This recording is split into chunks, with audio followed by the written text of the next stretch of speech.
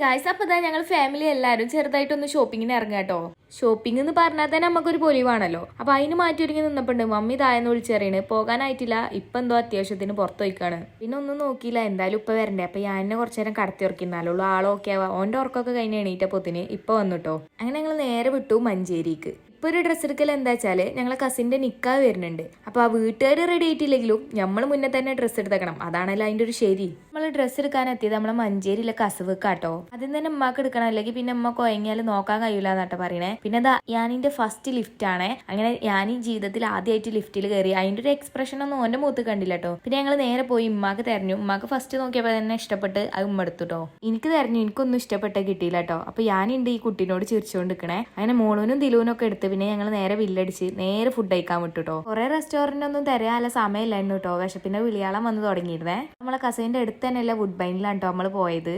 അവിടെ എത്തി ആദ്യം തന്നെ ഞാനിക്ക് ഫുഡ് കൊടുത്തുട്ടോ. ഞാൻ വീട്ടിൽ നിന്ന് ഓനിക്കില്ല കഞ്ഞിയൊക്കെ കൊണ്ടുവന്നീനെ.